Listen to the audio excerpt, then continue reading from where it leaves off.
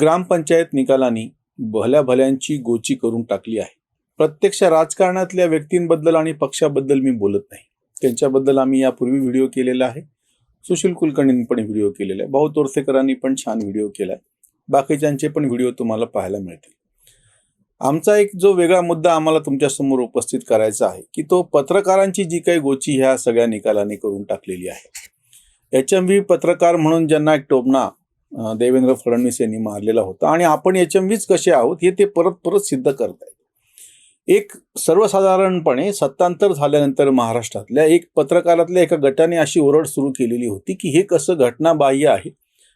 खोके आणि धोके आणि ओके हे सगळं राजकीय नेत्यांनी प्रत्यक्ष म्हणणं आपण समजू शकतो, पण पत्रकारांनी तो सूर लावलेला होता आणि अगदी त्यांना भाजपचा झालेला कुठलाही छोटासा पराभव मोठा वाटायचा आणि भाजपचा मिळालेला जो विजय आहे तो ते एकदम छोटा करून सांगणार. हे फक्त महाराष्ट्रातलं नाही, भारतामध्ये पण असं घडलेलं आहे. गुजरातच्या निवडणुकीच्या पार्श्वभूमीवरती निकालाच्या वेळेस भाजप IT सेलचे प्रमुख राष्ट्रीय प्रमुख अमित मालवीय यांनी अक्षरशः, जो शब्द मला खरं तर वापरायचं नाही, पण धुतलं राजदीप सरदेसाईला की तुम्ही कसा 20 वर्षापासून मोदींच्या विरोधातला अजेंडा चालवत होता, तरीही इतका प्रचंड मोठा विजय भाजपला तिथं त्या ठिकाणी लाभत असेल तर तुम्ही पहिले राजीनामा द्या, पत्रकारिता सोडा. इतकं अगदी कडक शब्दामध्ये अमित मालवीय यांनी राजदीप सरदेसाईला धुतलं, कारण की हे ठरवून तो एक अजेंडा राबवत होते. आता महाराष्ट्रातली परिस्थिती अशी आहे की 2019ची विधानसभा ज्यांनी निवडणूक पूर्व युती करून लढली होती, स्वाभाविकपणे ते मतदारांना सामोरे काय गेले होते आणि मतदारांनी दिलेला कौल काय हे सगळं स्पष्ट असताना आम्ही तर वारंवार हा मुद्दा उपस्थित करतो. पण पत्रकार हे समजून घ्यायला तयार नाहीत. म्हणजे त्यांचा जो काय अजेंडा आहे तो त्यांना चालवायचा आहे. ती HMVच आहे, त्याच्यामुळे पुढं काही बोलायचं गरज नाही, किंवा चाय बिस्कुट पत्रकार. अडचण कुठे होती माहितीये का? तुम्ही तुमच्या स्वार्थासाठी कुणाच्या बाजूनं बोलणार किंवा लिहिणार असाल तर तुमचा भाग झाला. सर्वसामान्य लोकांना तुमच्या ह्या पडद्यामागच्या तडजोडीशी काही देणं घेणं नसतं. मी तुमच्यासमोर हा व्हिडिओ ठेवतो आहे, हे आमच्यावरती उलटा आरोप करतात की कसा हा गोदी मीडिया आहे. हे एक वेळ ठीक आहे, पण असं म्हणल्यानं आम्ही जे काही सांगू ते जर जोपर्यंत खरं असेल तोपर्यंतच त्याला प्रतिसाद मिळतो.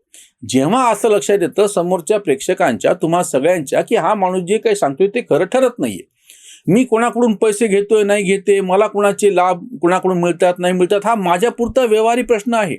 सर्वसामान्य प्रेक्षकांसाठी, सर्वसामान्य दर्शकांच्यासाठी, किंवा प्रिंट माध्यमाच्या भाषेत बोलायचं वाचकांसाठी हे सगळं तुमच्या पुरतं आहे. त्याच्या समोर जे काही येतं आहे आणि तिकडे जी वस्तुस्थिती आहे ती तुलना करून तो पाहतो आणि त्याप्रमाणे आपला निर्णय देतो. महाराष्ट्रामध्ये सत्तांतर झाल्याच्या नंतर हे जे काही आता सत्तेवरती आलेले लोक आहेत त्याच लोकांना सर्वसामान्य जनतेने 2019ला कौल दिलेला होता आणि ह्याचा पुरावा प्रत्यक्ष आता ह्या निवडणुकीतून प्राप्त झालेला आहे की त्याच आघाडीला जास्तीत जास्त जागा जास्तीत जास्त संख्येनं निवडून त्यांच्या दिल्या गेलेल्या आहे. आता पत्रकारांची खरं तर ही जबाबदारी होती.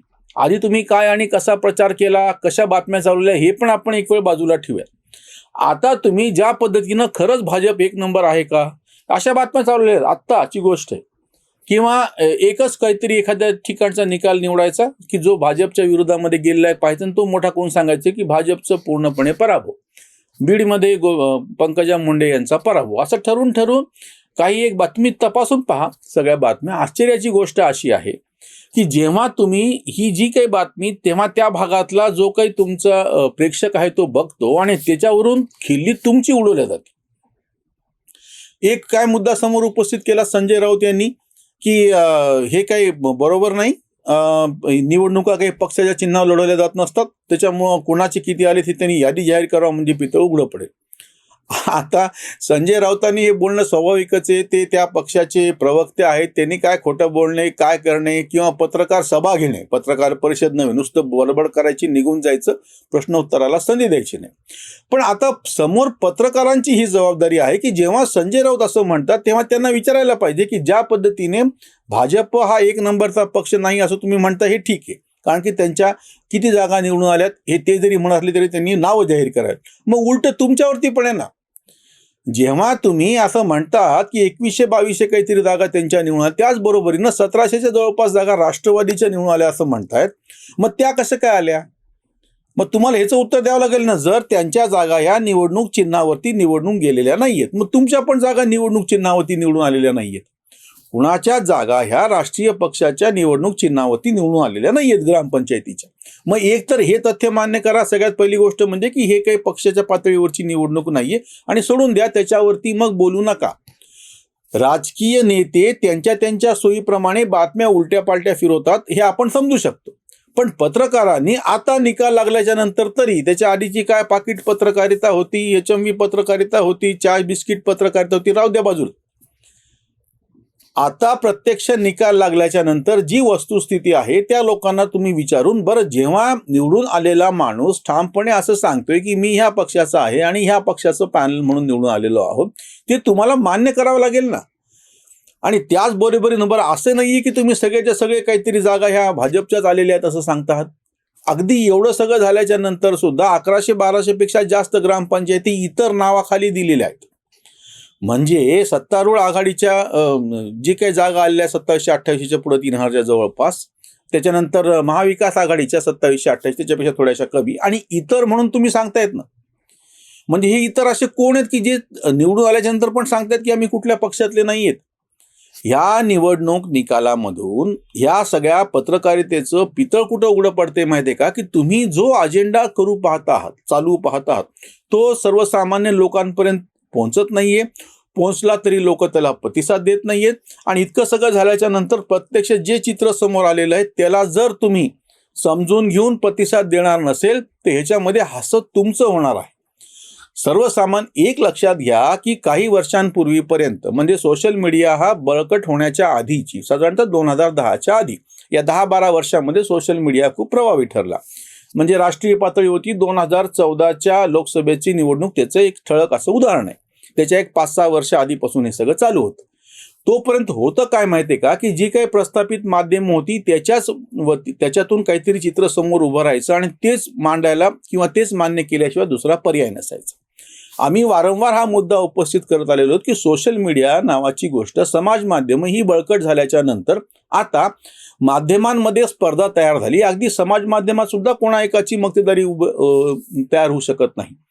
स्पर्धा खुली झाल्याच्या नंतर जी काही वस्तुस्थिती आहे कुठल्या ना कुठल्या तरी मार्गातून ती समोर येते. ती समोर आल्याच्या नंतर लोकांना त्याला लोक प्रतिसाद देतात. आणि मग अशा वेळी जो कोणी ज्या पद्धतीचा अजेंडा चालवत आहे, म्हणजे हा फक्त मी विरोधकांच्या बाजूनं जे पत्रकार आहेत, लिब्रांडू आम्ही ज्यांना म्हणतो, HMV म्हणतो, चाय बिस्किट म्हणतो, त्यांच्यापुरता नाहीये. ज्या कुणाला असा आरोप करायचा आहे की भाजपच्या बाजूची जी पत्रकारिता आहे, भाजपची नको तेवढी तळी उचलणारी पत्रकारिता आहे, त्यांचं लागवण चालन करणारी जी पत्रकारिता आहे, ज्याला गोदी मीडिया म्हणतात, त्यांचंही बरं नाही चालत, त्यांचं सुद्धा काही चालू शकत नाही. हा आमचा वारंवार मुद्दा आहे. मुळात समाज माध्यम ही गोष्ट अशी आहे की त्याच्यावरती काही कोणाचं एकाचं नियंत्रण नाही आणि दुसरीकडून तुम्ही एखादं सत्य लपवू शकत नाही. लोकशाहीमधली सगळ्यात पहिली महत्वाची ठळक घटना असते की लोकांनी प्रत्यक्षामध्ये निवडणुकीत मतदान करणे. एक. नंबर 2, जो काही निकाल असेल त्याच्यामागे ज्याच्याशी पाठीची लोक आहेत बहुमतानं, तो लोकशाहीमध्ये विजयी हे तुम्हाला मान्य करावं लागतं. ह्याच्यामध्ये तुमचं वेगळा अजेंडा चालवायची काही गरजच नाही.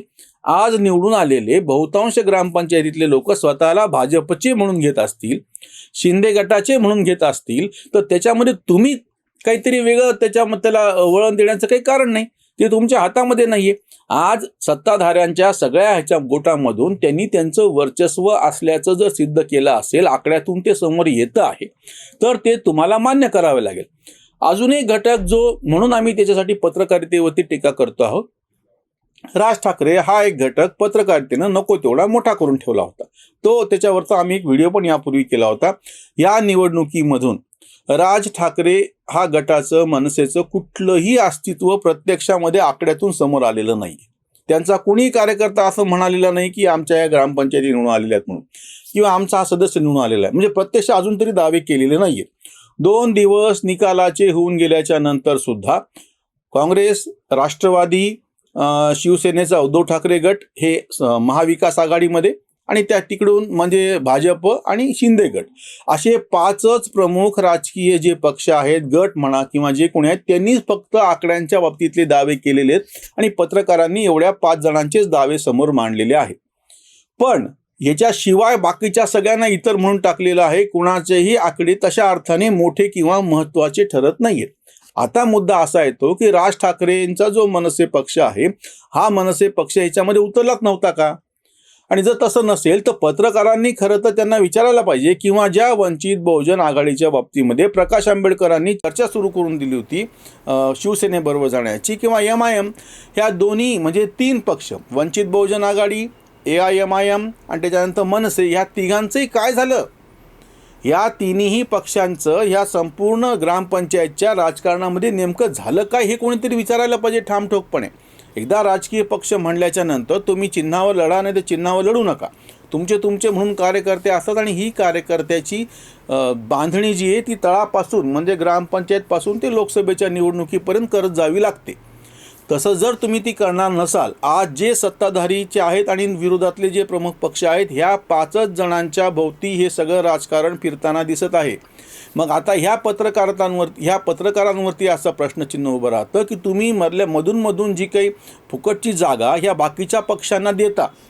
मग त्याच्यामध्ये मनसे आला, त्याच्यामध्ये वंचित बहुजन आघाडी आली आणि त्याच्यामध्ये AIMIM आला, की ह्यांचं प्रत्यक्ष अस्तित्व दिसत का नाही याच्यामध्ये?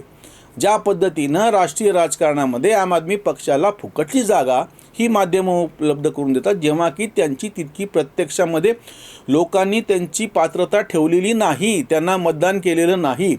त्याच पद्धतीनं महाराष्ट्रामध्ये सुद्धा हे फुकटच ह्यांची राजकीय ताकद म्हणून दाखवली जाते माध्यमांमधून फक्त. तो धडा माध्यमांना बसलेला आहे. म्हणून आम्ही जे पत्रकारिता बेहाल जे म्हणतो, HMV पत्रकार बेहाल, त्याचं कारण ते आहे की तुम्ही कोणाच्या तरी वतीनं त्याची चाटुगिरी करता आणि मग प्रत्यक्ष मतदानामधून जर तुमच्या या चाटुगिरीला काय म्हणता येईल ते कडक अशी त्याच्या तोंडामध्ये बसती किंवा लाद बसते, असं तो शब्द वापरावा लागतो अपरिहार्यपणे, जी वापरायची खरं तर गरज नाही आहे. ग्रामपंचायतच्या निवडणुकीतून जसं राजकीय पक्षांनी धडा घेण्याची गरज आहे, त्याच पद्धतीने HMV पत्रकारांनी पण धडा घेण्याची गरज आहे.